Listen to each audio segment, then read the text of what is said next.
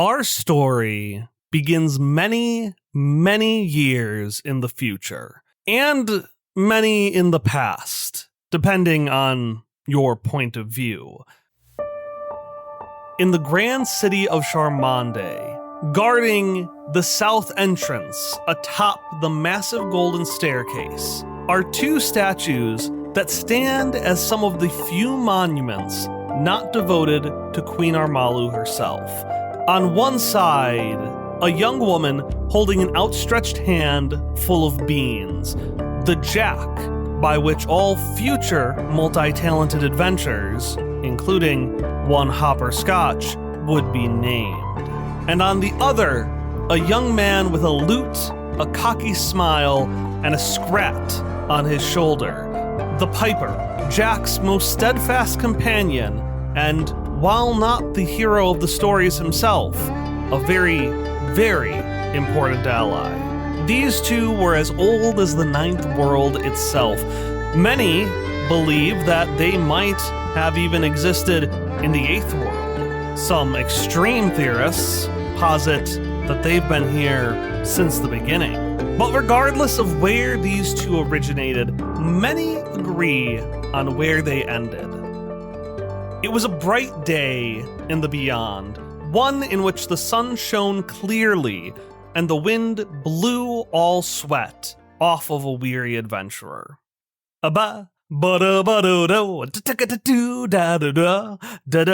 Piper, a frustrated Jack turned to a beaming Piper who was playing on his lute. I've told you multiple times, I am just too tired right now. You're too tired? Without missing a beat, Piper responded, not really listening to Jack's words. I mean, that's why I play this song, right? To keep our marching beats. If it's a ba, you know, that's a pretty common move, but if I go a ba, then we're going fast, all right? You just gotta tell me what beat to match your feet. You get it? This is serious, Piper. Piper leaned in back at Jack. It's always serious with you, Piper. Jack, despite herself, smiled at Piper's comment. And yet you can't help but keep that dumb grin on your face. Well, what can I say? The ladies love it. What ladies, Piper? I mean, you love it, don't you? Frustrated, Jack pushed Piper's head to the side. And Piper, who had not stopped playing this whole time, ran back towards a walking away Jack, moving perfectly in time with his instrument. Whoa, I'm just saying, not everything out here is out to kill ya, all right? Not trying to... Piper, you haven't been sleeping this whole series of adventures, have you? Everything out here is trying to kill us. The world is a series of wonders and mysteries, and every single one of them wants us dead. Jack stumbled over a silk of spiderweb so strong it could hold together 2 continents. She pulled it down with a huff and showed it at Piper. Do you see what I mean, Piper? Do you see what I mean? This right here. I'm just walking along, and this, and as Jack let go of one end, it boinged in a haphazard way that definitely left a few marks on her hand. Do you see? Do you see? I see, Jack, I see. Piper grabbed Jack's hand and tenderly pulled out the web. There sure is a lot of chaos out there, but if you look at it just right, he said, taking the web and adding it as another line to his lute, you can turn it into a wonderful musical order. Jack hated to admit it, but she was impressed. But again, she hated to admit it. So instead, she masked her wonder with anger. Okay, Piper, I just don't get it, okay? I just don't get how with all of this, you can still act Like we're just in the bar on a Saturday night. I don't understand what is going on in that head. Piper infuriatingly laughed and, as always, deflected the comment back.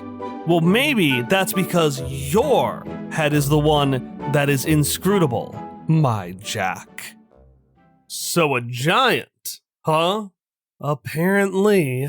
Jack and Piper looked up at their destination, a gigantic tower that pierced the heavens. Although tower is a bit too mundane, this looked more like a mechanical version of a beanstalk. Various different metals, rubbers, and polymers that we currently don't have, coiling together in a way that at the surface looked haphazard, but the higher up you got, the more cohesive and beautiful they became. This structure was protected on all sides by, near the bottom, massive mountains that have been pulled straight out of the ground, and higher up, weather patterns that circulated around it, keeping the top of this tower permanently at the eye of the hurricane. With a Piper's Scrat scurried into his pack, but Piper was much less deterred, simply tuning his lute as he asked Jack, "So we gonna kill it?" "Well, no. No. We're not going to kill it, Piper. We're going to study it, analyze it, take in its beauty, and then yes, probably kill it. But there we go. That's not the point of why we do this. It's just what, typically ends up happening." You say that, but if someone keeps playing the same tune time after time again, eventually, Piper, noticing Jack's hair standing on end, decided to save this frequent argument for after the danger had passed, and instead deflected to a different point of conversation. "So, how do we know it's a giant?" "Well," Jack said, pulling out a well-worn bag from her pouch, it's Beanstalk and giants, beanstalks, the two kind of go hand in hand. You would know all about that, wouldn't you?" Piper said with a joking expression that contained just a hint of disdain as he pointed to the bag that Jack had pulled out. "Ha, ha," Jack mockingly laughed, pulling out a single glimmering bean from the pouch. "I'm just saying, Jack, it's not a lot to go off of." "Yeah, well, it's more than we normally have to go off of. And to be honest, thanks to someone, we have a bit of a reputation. So really, we just gotta walk in, explore it, say the problem solved, and everyone can go back to putting their heads in the sand." "Right," a somber Piper replied, "because there's no way for them to see what you see." "Unfortunately not, but I suppose that's the way randomness works," Jack said, pulling a bean out of her pouch and throwing it into her mouth. Jack had a long history with these beans, a history that we may get into at a later point, but for now, all you need to know is that the beans turned this Jack into a nano. The beans. Last time I said I may share the backstory of the beans, but may not. And the reason behind that is, well, there's not much story to tell. Jack found the beans the same way one stumbles across anything in the 8th, 9th, whatever world it was. She stumbled upon it. And while at the time she hadn't thought much of her magic beans, they had become the staple of her adventuring. The effect every time was random, but Jack always felt as if that randomness was somehow on her side, as if it were directed by some counsel she couldn't see. Piper did not care for the beans. He claimed it was concern for Jack, although she always had her suspicions that he was a little jealous and a little concerned that it would make him obsolete. She didn't bring it up, though. Teasing plus truth could, as both of them had learned, easily lead to trouble. But, after all, she was the hero, the Jack. And so, when the day needed saving, and the day always needed saving, she rolled a perfect 20. I want you to think of your favorite movie. Start playing it in your mind over this monologue. And then think of your favorite food. Think of its texture, its taste, its smell. Think of the feeling of a warm hug, the wetness of spring showers. Throw in some mouth sounds, a couple of video game bleep bloops, and pat your head in your stomach at the same time. This is not what Jack felt, but it's the best way I can think of describing what it is to experience everything at once. She covered her eyes and saw colors thought impossible. She plugged her ears and heard whispers from millions of years long past. It was intoxicating and terrifying in equal measure. Time to Jack was uncountable in these moments, but after some time, she eventually was able to eke out, Giant, come out!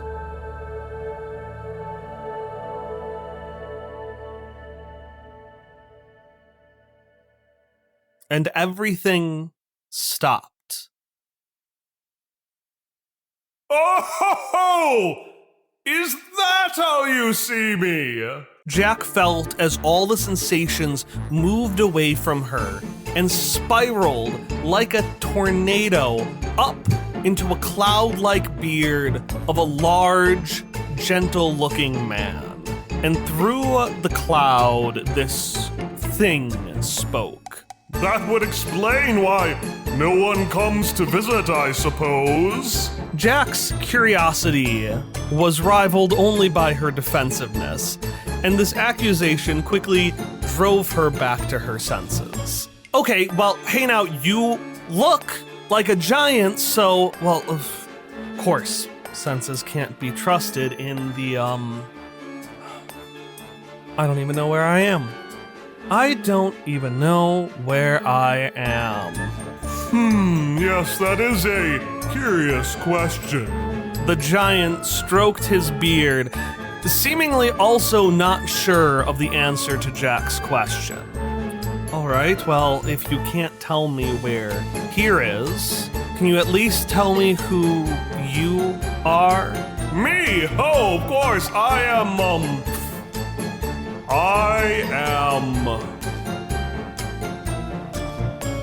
everything? I suppose everything is all right. You're everything. Oh, right, well, if you want other words, that's perfectly fine. Everything, infinity, unendingness, all. I am all. And with that, the giant spread his arms, and like doves extending from a magician's sleeves, sounds, sights, smells extended from the ends of his wrists. Jack was mesmerized. There were many questions she could ask, primarily of which being, how could this being be everything, but also not know everything, but also take the form of a giant, but also wasn't she just outside and... Slow down. All responding to questions that he had not been asked, reassured Jack. I am happy to show you the answers to all your questions. But first... The giant crouched down and extended his hand to Jack. I need to know where you would like to start.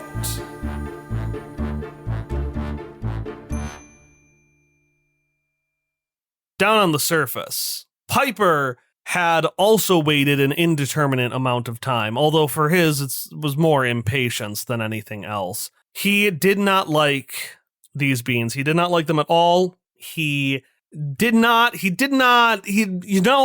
Jack always wanted him to explain why, and he just didn't like it. I mean, look, she's zonking out. She's just zoning out. Who knows where she is? She could be 1 million years in the past, or think she is, but she's just standing there, catatonic, and Piper's mind stopped as he saw metal shards extending from the end of Jack's fingernails. Despite Scrat's protests, he raced to Jack's aid, but every time he reached out, another shard extended from her body in just the right way to block his intervention. And before he could think of any other strategy or any other method, Jack was gone. Cool voice. Yeah, I know, Scrat. I know she's gone, but we can figure this out, She doesn't need the bean, she needs the Piper, and it's Piper's time to be the big fucking hero. There was just one question that troubled Piper's mind. How exactly do I do that? Well, Piper said, throwing on a smile, better get started, eh, Scrat? And with a song in his heart and on his lips, Piper approached the beanstalk, ready to scale it and do whatever it took to save his Jack. It was a difficult task, no doubt. As an amalgamation of millions of technologies, it's not like the beanstalk had a front door he could just walk into. But Piper knew that with enough determination and music, he could craft order out of this chaos. For 99 days and nights, Piper toiled, throwing every song he could against the tower, until the song grew quieter, the lyrics more rambling, and by the end, the song was no more than frustrated murmuring. If you want to proceed, answer these riddles. Oh, fucking great. Oh, this one talks. You hear that, Scrat? Yeah, this one. Oh boy, you're gonna send me on what do we want to some berries this time? Maybe some, I don't know, some long-legged birds. I could go hunt down some of those. I've already found like 5 different species for other parts. I mean, what do you want, pal? Well, if you're gonna be like that, then I don't want to play with you at all. The amalgamation of ant-sized nanomachines dispersed back into the wall as Piper picked up a nearby rock and chucked it at it in frustration. Why won't she answer, Scrat? Right, why won't the wall open? That's what I said.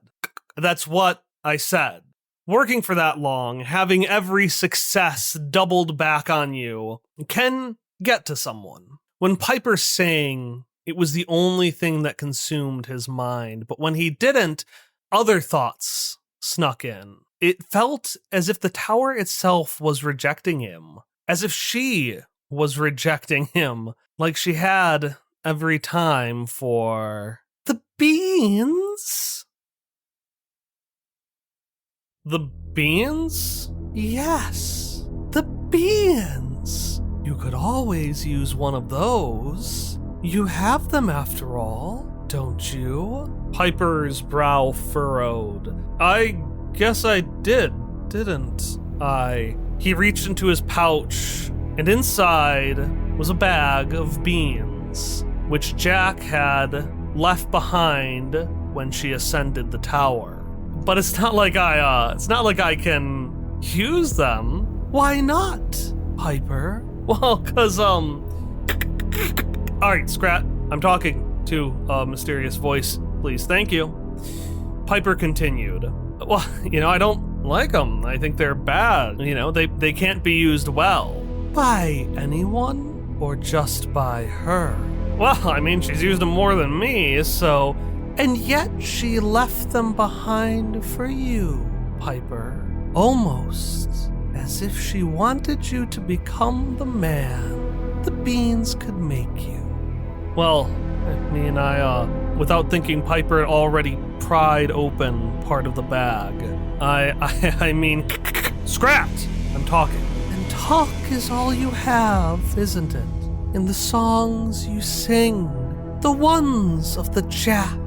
Oh, the Piper is nothing more than a narrator, is he? He's not the true companion. Piper's mumblings grew silent as he stared deeper into the bag. With those beans, you could become the hero of the story. You could be the one she sings about. I can't. I can't because, the bag is empty. You see? The beans are... Piper motioned to the empty bag with confusion. Why aren't the beans gone? Well, Piper, the answer to that is quite simple. The voice whispered, this time into Piper's ear itself. That's because you ate them 5 minutes ago. You could show me anything? Jack could scarcely believe what this figure in front of her, this all, was presenting her. She couldn't believe it. That's just too, anything, really? Jack's wonder switched back to skepticism as she thought of 3 items with which she could challenge this supposed everything. I'd like to see some singing coins. As soon as she had finished her sentence, a pile of coins had appeared at Jack's feet, all singing in perfect harmony. Well, I suppose that one's a bit common. How about, an egg made of pure gold?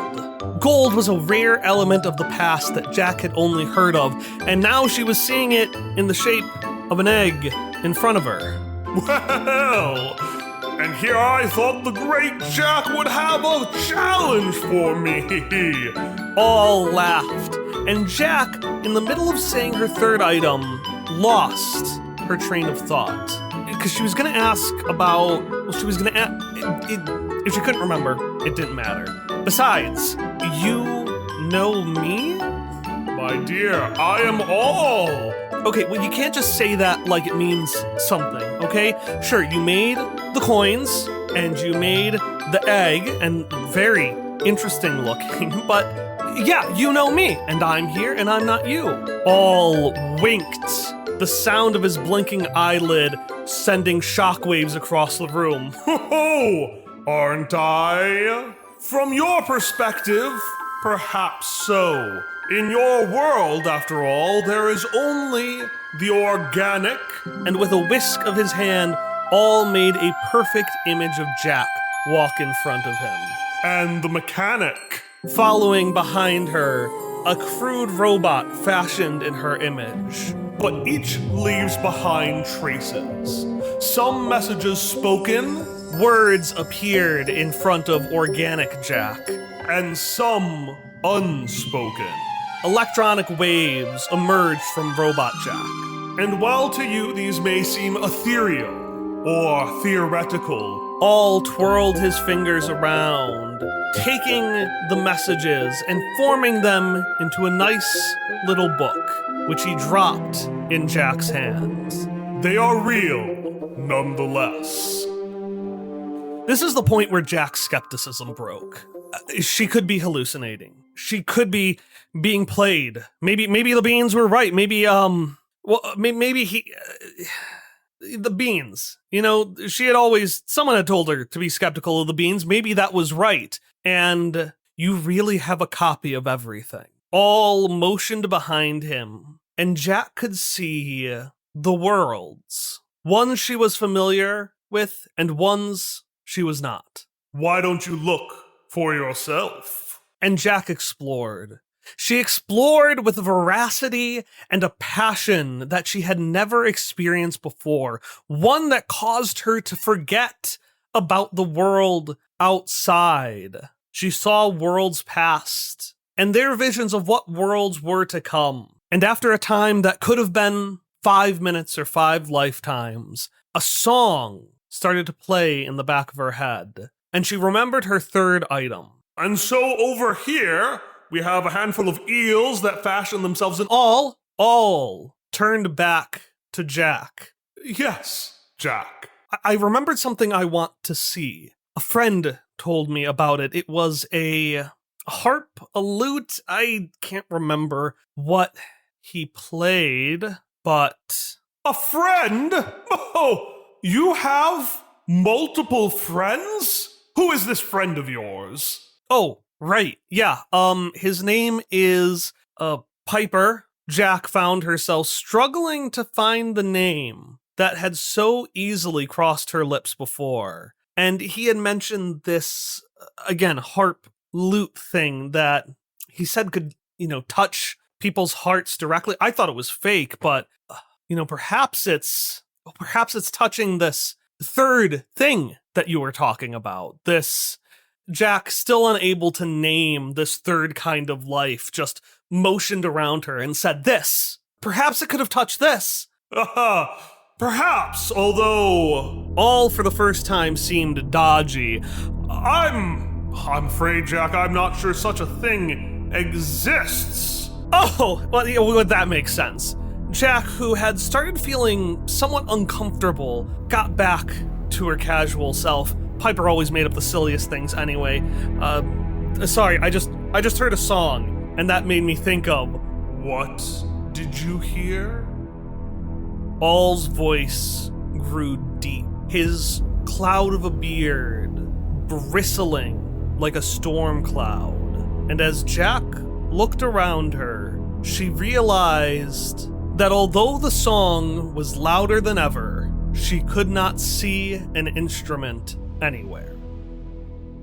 Get away from it, Jack, a voice sang from inside the song itself. Jack, not knowing where to look, simply shouted into the noise.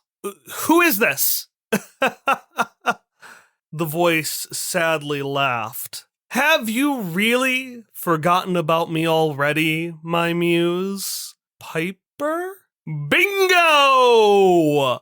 The voice rang out alongside a single strum of a lute, so loud that it sent ripples through the air, so that all of Jack's senses rippled like a lake disturbed by a stone. Jack, I don't know what hurts more. The fact that even now you're not sure whether it's me, or the fact that you still won't listen to a friend. Get away from it. From it. Piper, are you talking about all? No. It's a misunderstanding. Jack tried to laugh off anxieties that Piper's voice had never given her before. This is all. He's a friend. He's not harmful at...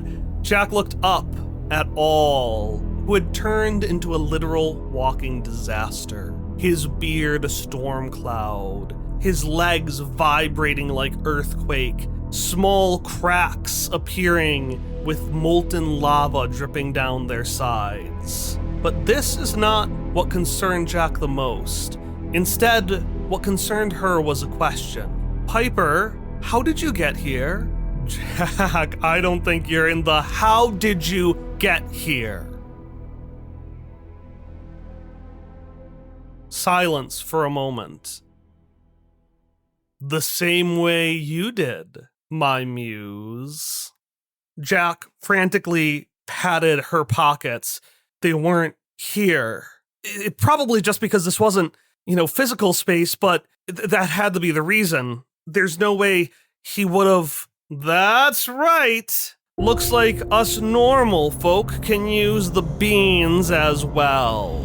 Jack ran cold, her voice unable to utter words. All had no such difficulty, bellowing out, You are not welcome here, intruder. Be gone at once. And in response, the lute rang another terrible chord, sending ripples that as they went over All, completely removed his mouth. Jack, like always, found her words in a crisis. Piper, you need to stop now. I told you, Jack. It's dangerous. You don't know him like I do. I don't. Really? Really, you could replace me that quickly, Jack? What do you mean replace you? I searched for so long to get to the top of this tower. Well, you didn't have to. I'm fine. And how was I to know that? Did you think to tell me? Did you think to invite me up? Did you think about me at all? From behind her, Jack could hear all struggling to stand back up. With another string of the lute, he crumpled back like falling rocks. I must say, a gloating yet sorrowful piper sang out, "It's not fitting behavior of the heroic Jack." And as he spoke, the plucking of the strings got louder, and Jack could see in front of her rows of musical strings extending out in all directions. And stepping on those strings, maintaining himself a foot above the ground, was Piper. From his hands, she could see more of the strings extending out into the distance. Strings that moved with his body in such a way that she couldn't tell if he was controlling them or them him. Up by his face, Jack saw sorrowful eyes from her companion and a smile literally forced open by the strings at the ends of his lips. "What did you do, Piper?" Piper's eyes grew more sorrowful and his mouth more sinisterly giddy. "I took my rightful place, my muse. If you are not to be the hero, then someone else needs to fill that role." "Piper, something has taken a hold of you, and I don't know what it is, but I will stop it." It! The wires pulling at Piper's lips worked overtime to keep them upturned in spite of his furious sneer. "He is a friend, Jack. That's right, even Piper can make friends. Ones who actually understand what it's like to have someone you thought you had a special relationship with." Even more strings emerged from the void, lashing at All's back like a barbed whip. Cast you aside at the first moment. Jack, who now had her hands out like she was dealing with a wild animal, tried to calm Piper down. "Piper, I didn't know. If you just tell you? Oh, now that I'm in charge." Another whip rang out. "Now you want to talk. Why don't you just sing about it then? Huh? It's all you're good for anyway, right?" Even All grew hushed at Jack's outburst. But Jack, who had dealt with her share of mind-controlling creatures, knew that in a state like this, whatever was masquerading as Piper could not be talked down, but it could be goaded. Piper furiously fumbled around his bag, reaching for every instrument he could find, giving each of them a minor test, and then, that one wasn't the right song.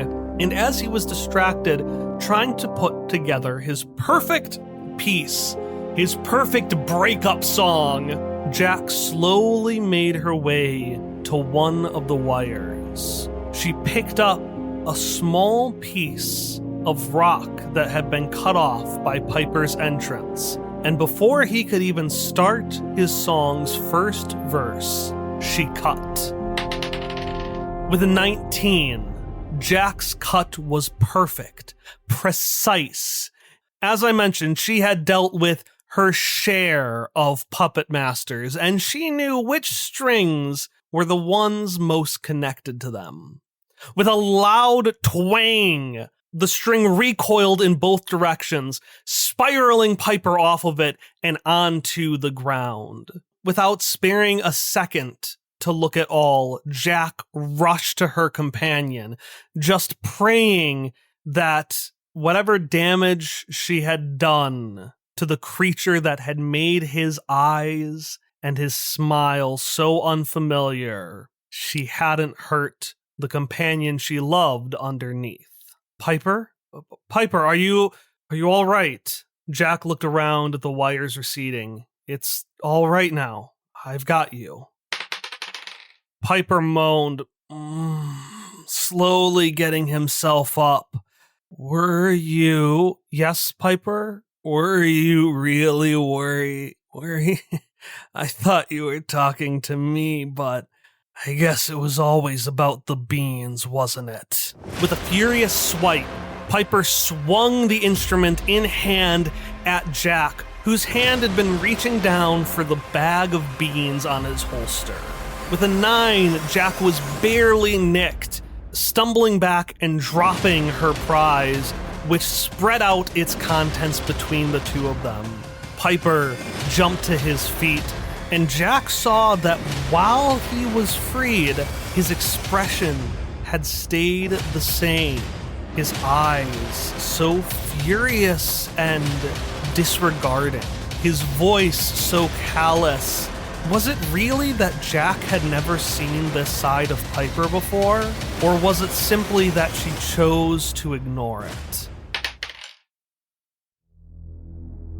This thought only took a moment, but a moment was more than enough for Piper, who had long since buried any such reservations, to rush forward and grab the first bean he could.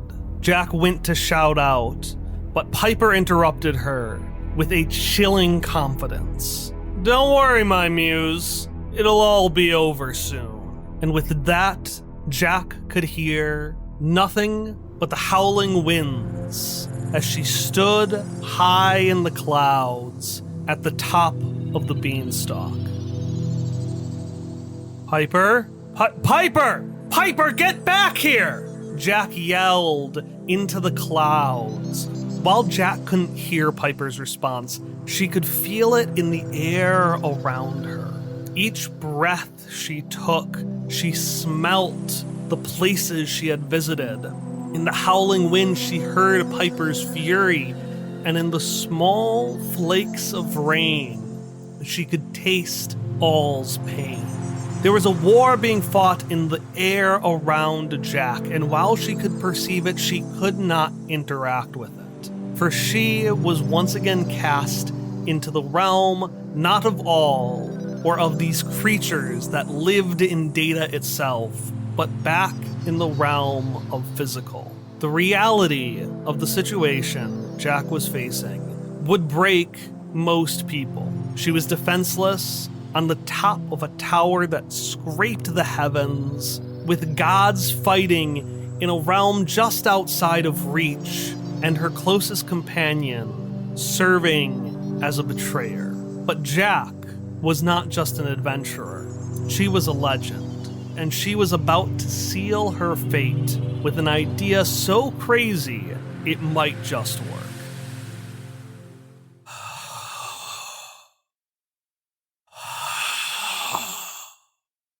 Piper took in deep, haggard breaths, chewing the last few remnants of the bean in his mouth before scooping up the rest in front of him. He had done it. He had infiltrated this realm of data, the true face of the beanstalk. He had evacuated Jack out to the physical realm, and now only one thing remained. Piper stood up straight and stared at all. The lashes of the golden string had knocked the giant to the ground, but even while prone, he stood stories above Piper.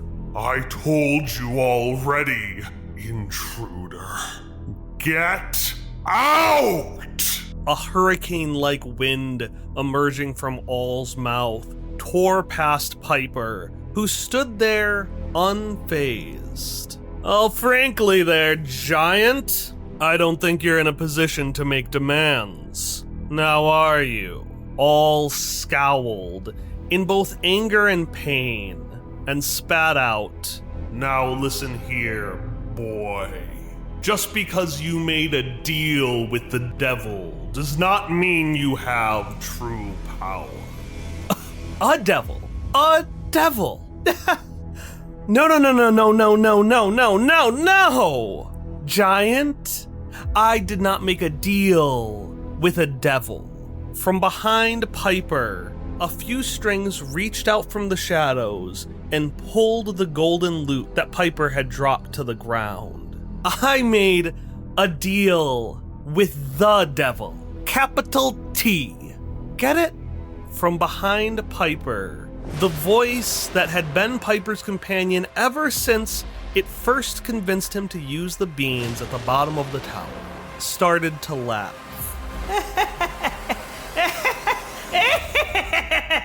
Oh, hey there, champ!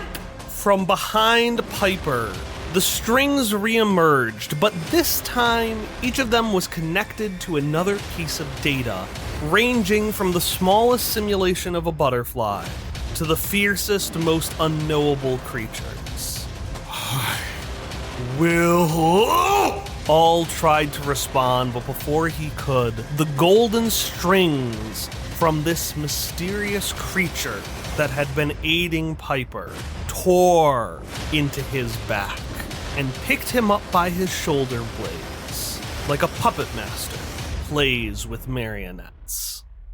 Back in the realm of the physical, on the top of the beanstalk, Jack heard All's screams of pain and the sinister cackling of the lute's strings. There was honestly something comforting in such explicit malevolence. After all, when you're always waiting for the other shoe to drop, it's nice when it finally hits the ground.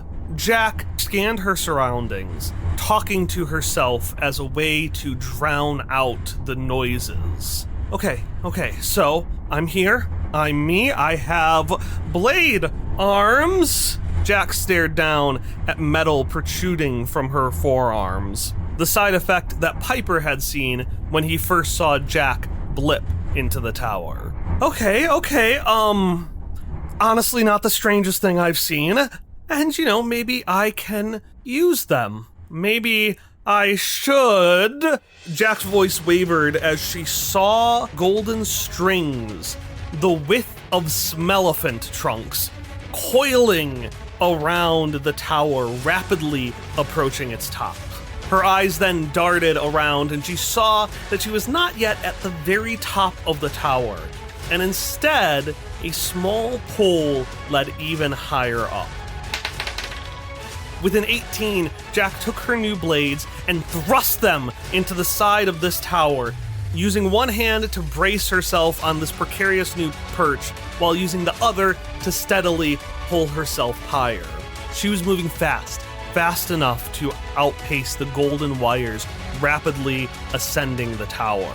But Jack knew that the tower wouldn't ascend forever, and eventually she would be at a point where she would either have to be consumed or fall. The one thing Jack couldn't understand, though, is that if she was in the physical realm and the devil controlling those strings was in the data realm, why were they here as well?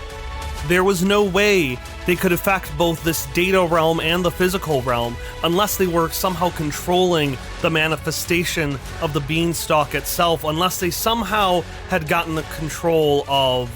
Out! Jack held on to the side of her perch as All's bellowing yell shook the entire tower. And with that, it all clicked. For even though All's realm may have been digital, that digital data had to be stored somewhere. All was the beanstalk.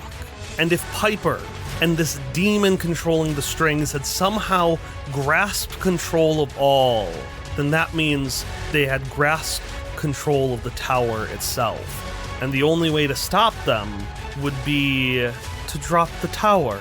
Jack could scarcely believe the words as she let them out of her mouth. How do I drop a tower? It was a feat that seemed impossible. Jack could barely overpower one of the strings, let alone the tower itself. But if she couldn't overpower them herself, all she could do was climb. But that might be enough. With a 6, Jack's air left her body as the golden strings which had been rising the side of the tower firmly grasped onto her stomach. She pushed against the wires to no avail, but then, remembering the new blades on her arms, stabbed in instead. The wire, thick again as a tree trunk, whimpered and retreated a bit, allowing Jack to jump on top of it. And as she did, she realized that she had been pulled off of her perch, that the strings had reached beyond the tower to catch her. Jack jumped again, higher up and further out, and again the strings caught her. And so Jack jumped again, and again, and again, and again, and began running for hours, some believe days. As she ran, the strings continued to reach higher, further past the peak of the beanstalk, in order to catch her.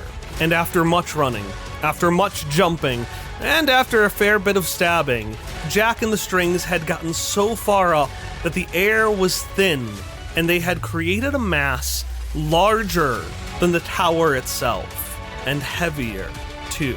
With a massive groan and a shockwave so powerful that it became the source of destruction myths for towns thousands of miles away. The base of the beanstalk cracked under the weight of this giant massive string hanging above it. It creaked some more and more, until finally, with not a singular massive thud, but instead hundreds of thousands of pieces falling, the beanstalk crumbled to the ground. Most people don't know this story. All they know is that Jack and her piper entered the beanstalk, and quite some time later it collapsed. But while people did not know the details of what happened, they do know the effects, which were more than enough to cement Jack and Piper's legacy. For the crumbling of the tower did not kill the data within. Instead, like dust rising from a building collapse, these pieces of data spread into the sky and populated the air, hearkening the beginning of a 9th world and a new form of life, one that existed in the data breathed around us. For Jack, by felling the beanstalk, had created the data sphere. Oh, we're, doing this again? All right. 1,015,000,000 years in the future. Mankind's dominance over the Earth has long since been usurped by technological advancements and visitors from beyond the stars. And much like the reign of the dinosaurs, each new world has climbed out of its predecessor's ashes before meeting a harsh finish.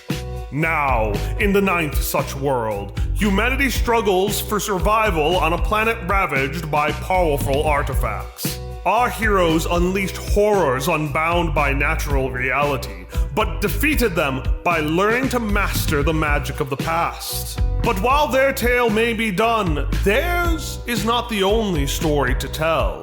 For time moves on, and before you know it, you find yourself at the future in a flash.